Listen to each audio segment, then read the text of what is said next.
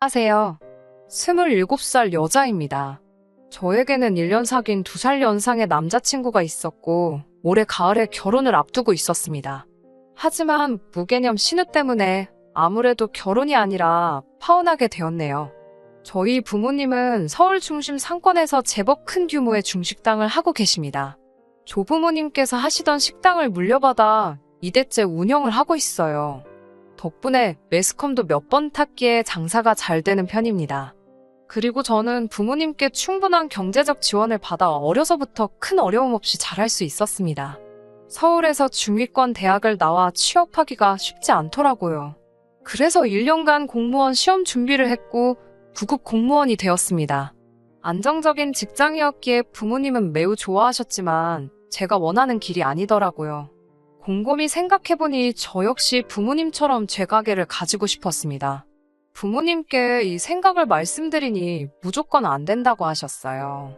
안정적인 직장을 다니다가 좋은 남자를 만나서 결혼했으면 좋겠다고 하셨습니다. 하지만 저는 정말 제 가게를 차리고 싶었어요. 계속 제가 고집을 피우니 그러면 일단 자본금부터 만들라고 하시더군요. 공무원 월급으로 가게 자본금을 만드는 게 쉬운 일은 아니었지만 아껴 쓰고 또 아껴 쓰니 안 될 것 같던 그 돈이 결국 모이게 되었어요.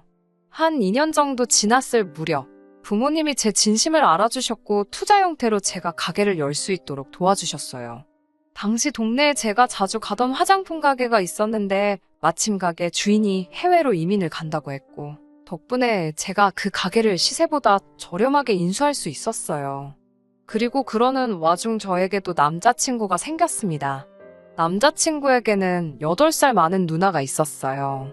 남자친구는 자상하고 좋은 사람이었어요. 경제적으로 넉넉한 집안에서 자란 사람은 아니었지만 데이트하는 동안 돈 문제로 저와 어떤 트러블도 없이 깔끔했어요. 결혼을 하게 되면 반반 결혼을 하기로 했고요. 그런데 시댁 쪽에서 저희 집안이 어느 정도 여유가 있으니 결혼에 관한 전반적인 부분에서 저희 쪽이 더 많이 부담하기를 노골적으로 바라더라고요. 하지만 남자친구가 먼저 나서서 저희는 반반 결혼을 하기로 했으니 더 이상 그렇게 말씀하지 말라고 칼같이 선을 그어줬습니다. 그래서 저도 크게 걱정하지 않았어요. 시부모님도 더는 말씀하지 않으셨고요. 그런데 문제는 신우였어요. 상견례를 하고 며칠 지나서 하루는 신우에게 연락이 왔어요. 신우는 저에게 아무리 젊은 사람 둘이 반반 결혼을 하기로 했다지만 우리 집 사정 뻔히 알면서 그러는 건 좀 아니지 않냐고 하더라고요. 그러면서 경제적 여유가 있는 쪽이 좀 더 부담하는 게 뭐 어때서 그렇게 인색하게 구냐더군요. 자기 동생이 워낙 빠지는 게 없는데 경제적인 서포트까지 받을 수 있으면 좋을 것 같아서 저랑 결혼하는 걸 허락한 거라고요. 그 말을 듣는데 얼마나 불편하고 어이가 없던지요. 하지만 그래도 남자친구의 누나니까 최대한 정중하게 이미 반반 결혼하기로 둘이서 이야기가 끝났으니 저희 의견을 존중해 주시면 좋겠다고 보냈습니다. 그러자 신우는 계속해서 있는 사람이 더 내면 되지. 한 가족이 될 건데 왜 그렇게 칼같이 나누려고 하냐고. 남자는 군대까지 갔다 오니까 돈 모으기 더 힘든 거 모르냐고 뭐라고 하더라고요. 제가 남자친구 연봉이나 제가 버는 돈이나 절대 크게 차이 나지 않는다고. 왜 이런 이야기를 형님이랑 해야 되는지 모르겠다고 하니 신우가 우린 더 할 말 없으니 니네가 돈을 더 내라고 말하더군요. 니네라는 표현을 듣는데 순간 제 귀를 의심했어요. 이 연락 그대로 녹음을 해서 남자친구한테 보낼까도 했지만 결혼 전에 서로 감정 상하고 얼굴 붉히기 싫어서 제 선에서 어떻게든 정리하려고 했어요.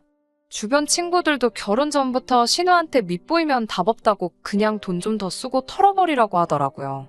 남자친구에게 최대한 상황을 순화해서 알리면서 벌써 신우 노릇을 하려는 것 같은데 나는 예애하면서는 못 사니까 집 혼수 다 해주는 그런 여자 찾으라고 했어요. 그러자 남자친구가 그건 누나 생각일 뿐이고 자기랑은 전혀 상관없다고 펄쩍 뛰더라고요. 남자친구가 신우에게도 확실히 말해놓겠다고 했고요. 확실히 말하긴 했는지 신우한테 더 이상 별다른 연락이 없기에 이제 모든 게 해결된 줄로만 알았습니다. 그런데 며칠 전 정말 황당한 일이 있었어요. 제 화장품 가게에 신우가 왔었던 거죠. 가게는 남자친구에게 지나가는 말로 물었고 남자친구도 별 생각 없이 말해줬대요. 신우가 와서 비싼 기초 제품부터 잔뜩 골라서 카운터로 오더니 알바생한테 자기가 여기 사장 가족이라며 돈을 안 내도 된다고 하더래요. 당연히 알바생이 듣기에도 말이 안 되니까 그래도 계산은 해야 된다고 안내를 했답니다. 그러자 알바생한테 상소리를 하면서 니네 사장이 이런 교육도 안 시키냐면서 사장 부르라고 난리를 쳤더군요. 결국 알바생이 저한테 전화를 했고 전화상으로 인상착의를 들으니 대충 들어도 신우였어요. 제가 당장 가게에 가볼 상황도 못 되고 알바생은 무슨 죄인가 싶어서 일단 뭐뭐 가져갔는지 기록만 해두고 그냥 보내라고 했어요. 전화를 끊고 나서 이게 무슨 말도 안 되는 상황인가 싶어 한참을 넋이 나가 있었습니다. 아직 결혼도 안 했는데 나를 뭘로 보고 이러나 싶더라고요. 남자친구한테도 말하지 않고 혼자 며칠을 고민했어요. 이 결혼을 해야 하나 말아야 하나 싶어서요. 고민 끝에 파혼을 할 때 하더라도 신우에게 할 말은 해야겠더라고요. 신우에게 전화를 했습니다. 신우에게 저희 가게 오셔서 물건 가져가신 것 때문에 전화드렸다고 하자 대뜸 직원 교육 똑바로 시키라고 하더라고요.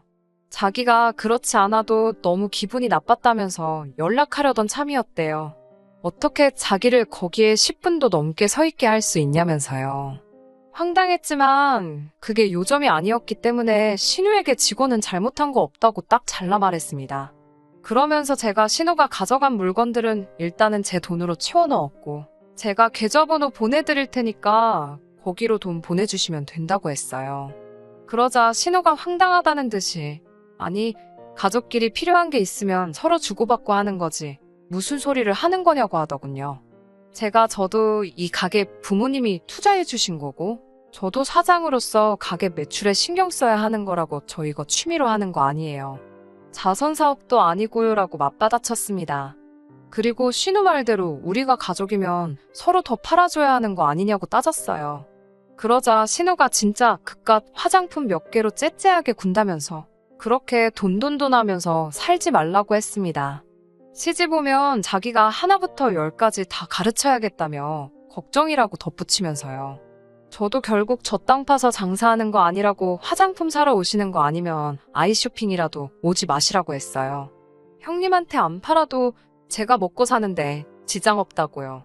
아니 오히려 그렇게 그냥 가져가면 제가 손해라고요. 그러자 신우가 예의가 있네 없네 돈 좀 있다고 유세 부리네 그러면서 싸가지가 어쩌고 저쩌고 소리를 질러대더군요. 말 같지도 않은 소리 듣고 있기도 싫어서 네 알겠습니다 하고 전화 먼저 끊어버렸어요. 그리고는 남자친구한테 전화해서 화장품 가져간 일부터 전부 다 이야기했습니다. 그러면서 너랑 결혼 못하겠다고 네 누나 미친 거 아니냐고요. 남자친구는 그럴 리가 없다면서도 저한테 몇 번이고 미안하다고 자기가 다시는 이런 일 없게 하겠다고 했고요. 하지만 곰곰이 생각해봐도 그 신우랑 한 가족이 돼서 부대끼며 살 자신이 없더라고요. 처음에는 홧김에 한 말이었지만 점점 결심이 확고해졌어요. 결국 친정 부모님께 그동안 신우와 있었던 일을 얘기하곤 결혼 못하겠다 하니 부모님도 경악하시며 잘 생각했다고 하시더군요. 이혼보다는 파혼이 낫다고요. 남자친구를 사랑하긴 하지만 저런 신우까지 가족으로 품을 수는 없었습니다. 남자친구와 시댁에서는 줄기차게 전화가 번갈아가며 왔지만 하나도 받지 않았습니다. 며칠 뒤 생각지도 못한 사람을 가게 앞에서 만났습니다. 신우가 가게 앞으로 찾아왔더라고요. 도끼 눈을 하고 저를 몇 초간 노려보더니 얘기 좀 하자고 하더라고요. 가게 앞에서 이야기를 하기도 뭐해서 근처 카페로 갔더니 씹은 표정으로 저를 째려보면서 한다는 말이 그깟 화장품 몇 개 준 게 그렇게 아깝냐고 묻더라고요. 그깟 화장품 예단할 거 미리 했다 생각하면 될 걸 이렇게 일을 크게 만드냐고 하더라고요. 그러면서 지금이라도 죄송하다고 하면 내가 다시 결혼 진행해도 된다고 허락해주려고 했는데 안 되겠다며 으름장을 놓더라고요. 저도 이제 질세라 그쪽 허락 같은 거 필요 없고요. 마음 같아서는 절도죄로 신고해버리고 싶은데 그나마 남자친구 생각해서 봐주는 줄 알라고 했습니다. 손버릇 거지 같은 당신하고 가족할 생각 전혀 없으니까 다시는 제 가게에 찾아오지 말라고. 다음에는 영업방해로 신고할 거라고요. 신우는 계속 시근덕거렸지만 별 수 없으니 자리를 뜨더라고요. 그날 저녁 가게 문 닫고 집에 오니 현관 앞에 남자친구가 기다리고 있었어요. 저는 이제 이러지 말라고 했고, 그렇게 몇 번의 실랑이 끝에 남자친구랑도 잘 정리했습니다. 시댁 부모님도 저희 부모님을 찾아왔었지만 부모님이 좋게 거절하시고 보내셨다고 하시더라고요. 사실 남자친구가 신호와 영까지 끊겠다고 나섰지만 사실 가족끼리 영 끊는 게 보통 쉬운 일인가요? 사소한 건덕지만 있으면 제가 어이없게도 용서해야 할 것을 알고 있었기 때문에 저도 확고하게 여기서 끝내자고 말을 했습니다. 사람 고쳐쓸 수 없는 거라고요. 남자친구는 할 말이 많아 보였지만 제 단호한 모습에 결국 포기하고 돌아갔어요. 그래도 사랑했던 시간이 있어서 가슴이 아프지 않은 건 아니지만 제 발로 불구덩이에 들어갈 수는 없었으니까 제 선택을 후회하지는 않습니다. 언젠가 다시 좋은 인연을 만날 수 있을 거라고 생각해요. 저도 남자친구도 말입니다.